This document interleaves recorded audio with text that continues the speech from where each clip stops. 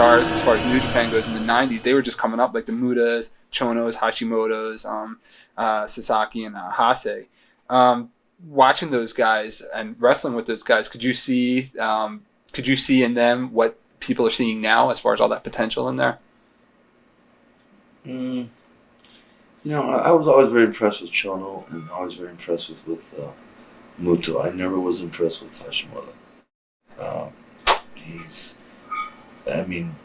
Again, I'm speaking for the time that I was aware of him and the time that I was over there.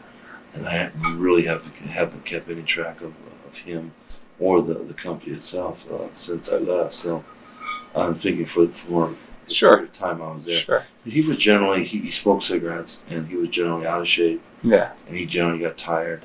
So I didn't really ever compare him on the same level as Muto and Chono. And obviously he's done some good things since then, so maybe he got in shape and got his act together. But I remember at one time they were thinking about letting him go. Yeah. Wow. And, but certainly, yeah, Muta and Chono had potential. And as they grew up and worked their way up to, I guess, my level of that company, I was the number one foreign wrestler in that company, and we had some good matches. At the time, I don't know if it was 90 or 89, you had the interpromotional match with Stan Hansen, which was kind of unheard of, for the two groups to work together. How did that come about? You'd have to talk to Inoki and Baba, but they did the interpromotional deal at the Tokyo Dome, and obviously it was a great success. It was a complete sellout. And yeah. Probably one of the largest gates ever, and certainly probably the largest up to that date. There's been some bigger ones since then, I know that, but and it was risky for both groups. If I had accidentally knocked Stan out, or he had accidentally knocked me out, that would have done some real damage to either company. But Stan and I were good friends, and certainly we were going to go out there and have one hell of a rough match and give the people there what they'd come to see. 'Cause even though, if you can believe it or not, that really wasn't the main event. That was like the semi-main event. Really? And which turned out, we stole the show. Oh yeah, it definitely was the main event. But we fought to a 30-minute double count out, and we gave the people. They saw one hell of a fight. Yeah. And we really went after it. It was in that match where Stan had accidentally caught me in the eye, and I turned around and I felt my eye on my cheek. Yeah. It wasn't completely popped out, but it was about half out, and just sitting right here. Wow. And I remember yelling at Stan.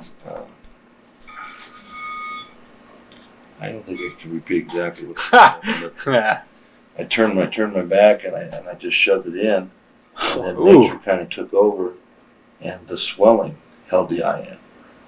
And I took him down in an arm bar, and I kept blinking like that. Then finally, that was the first time ever I had taken my mask off, and the people really popped on it. Wow. It was quite a moment. I remember I was undoing my deal, and I pulled my mask off.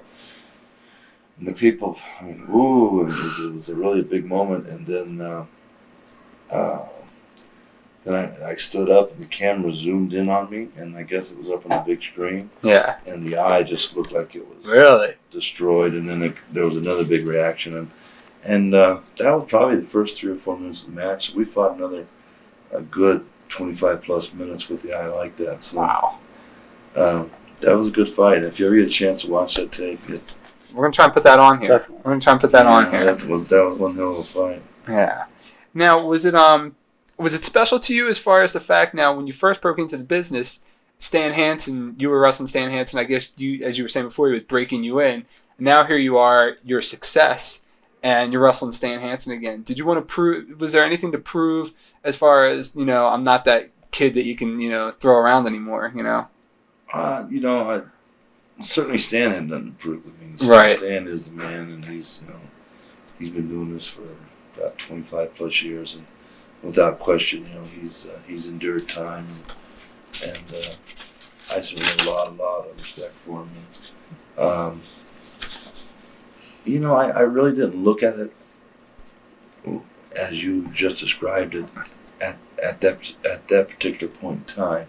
Maybe looking back, maybe I did, want to let him know that, hey, I'm your even now. Yeah. Certainly, I'm not your better, but I'm your even. All right. I'm your equal, and we're gonna go to town, and I'm gonna prove that I'm your equal, and I can get in the ring with you or anybody. And but at the time, really, I was more concerned of having a good match, not with Stan, and certainly representing my company well, because that was like the pride of each company.